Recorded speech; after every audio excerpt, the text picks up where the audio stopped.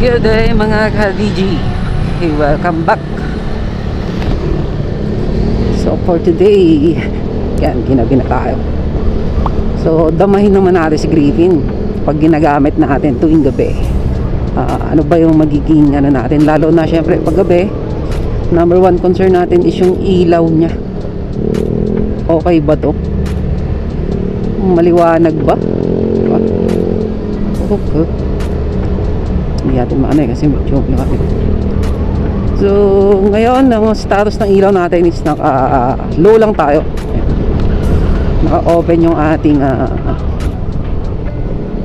DRL, and then ganun din yung ating low. So mamaya test natin yung mga function yan. So ayan mga ka-DG, low yan. Then pag hinay natin, yung lakas, diba? High yun. Then pag ano naman, ito yung passing light, yan nandito. Subukan natin passing light. Hop, hop. Galing. Kumikindat-kindat. Oh, go na. Let's go. So si Griffin natin, malakas ng hatak. Kung si kwenta lang, then bitaw kasi magdedire-diretso siya. Hop. Passing light, goods, check. Okay na okay. Yung low naman natin, ayan, o kahit na may ilaw tayo sa ating mga street light, so bumubuga pa din siya, diba? Tanaw pa rin. Sabihin, lalo na kung wala talaga mga street light yan, eh talagang kitang kita natin malakas ang ilaw. Then tamang tama lang din na hindi siya nakakasilaw, hindi mataas, hindi rin mababa. Gas and preno ko lang. So ang pansin ko lang ngayon, medyo matagtag pa yung shock natin. May likod. Sa gulong naman nakapag ano na tayo, nakapag-adjust na tayo ng pressure.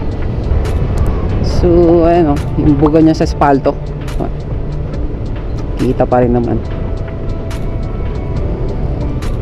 Uy, mas malinaw pa yun sa ano, sa mga nagbibisikleta. Pero kagandahan naman yan may ano naman tayo, may tawag doon, may mga ilaw naman sa street light, no? Kitang kita pa din yun, no? Ayun, syempre iba yung bato nung talaga ito sa may Fortuner, oh, diba? Iba yung bato niya sa bato ng ilaw. Tingin ko above average naman tong ano natin, yung ilaw natin. So ano siya, hindi siya pinaka the best, pero sufficient na.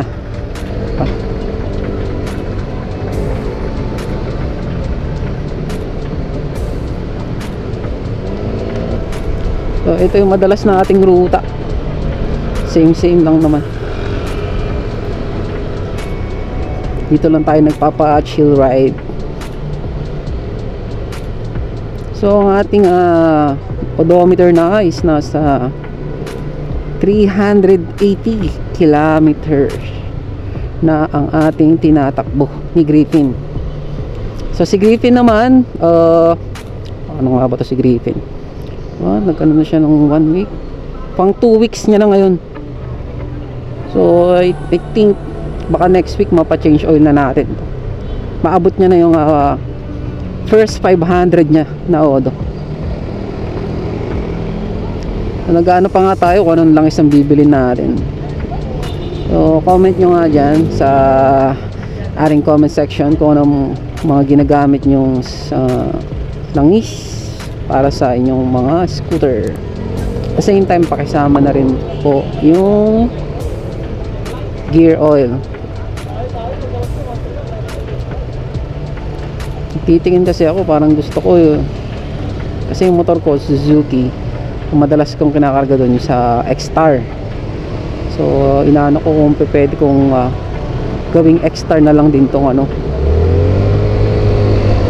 Itong sa Griffin. I think pwede naman eh. Tinitignan ko lang kung ano yung mga review, then yung mga available. Pero I think walang langis engine oil lang yata ang meron si si X-Star. Sa gear oil niya wala pa ako nakikita, pero sana magkaroon. Yung kasi yung X-Star naman nagamit ko sa Raider ko, talagang sulit na eh. Proven and tested ko siya.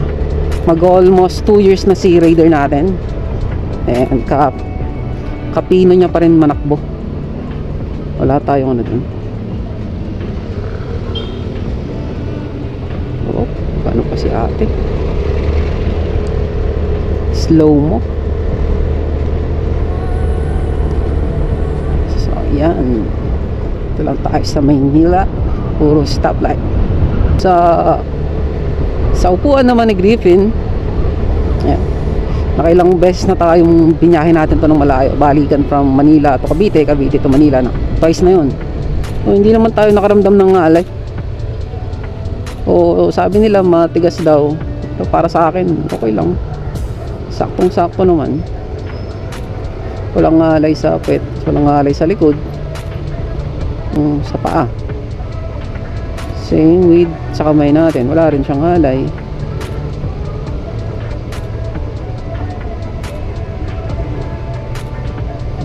Ito lang tayo na stoplight.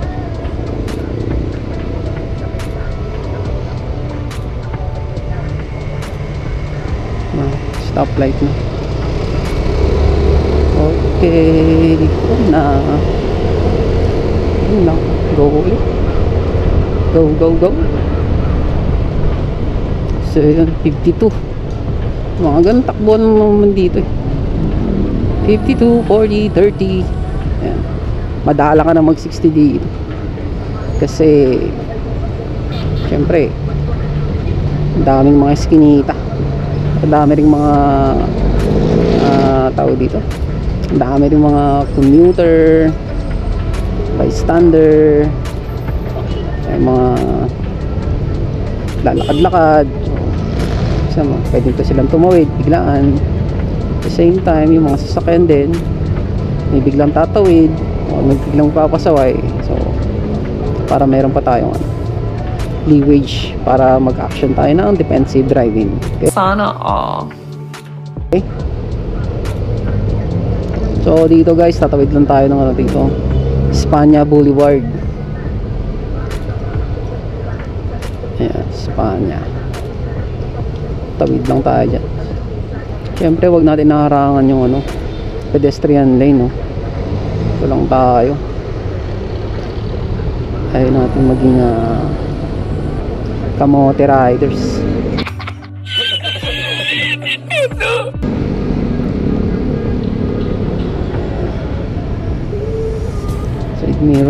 Side mirror natin pala yun, oh. Kinuha natin yung sa Raider F5 natin. So si Raider F5 natin ngayon wala siyang side mirror. Okay na lang din dahil pang ano naman siya, pang dundun lang sa subdivision natin. Nakagarahe na lang yun. Okay, tawid na.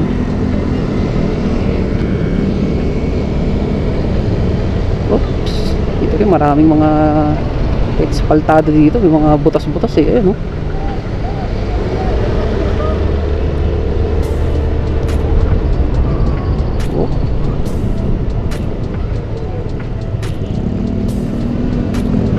Ingat dito. Yan, no? Saan kaya ito liliko?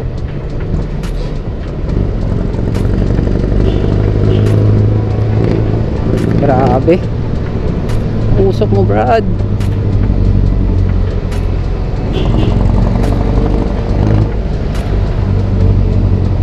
Tayo makatawid. Hirap tumawid. Overtake tayo dito. Mahali talaga.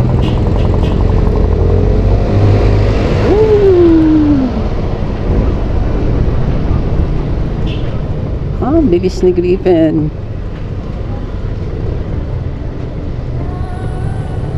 Talagang pag inaano mo to, no, binibigyan mo. Kahit na hindi siya nakasagad, yung mga kalahati lang yun ang throttle ko eh. Naiiwan yung ano eh, pakiramdam ko. Naiiwan yung katawan ko eh. Siguro dahil mas ramdam mo yun dahil naka-upright position ka. So yung batak nun is mas madali, diba? Kumpara dun sa naka-rider FI ako, ramdam ko na may batak yung lakas ng motor. Pero dahil nakasubsob ako, so syempre yung angat ng katawan mo hindi gaano. Not like dito naka-upright, konting biga lang, talagang yung ulo mo maano sa likod eh. Tawid tayo. Come on. Okay, lapit na tayo. So that's it for today. Thanks pagsama. So sana medyo ginanahan tayo doon. Feel comment kung ano pa yung mga gusto nyo malaman kay Griffin, and para ma-vlog natin. Okay, thank you, God bless.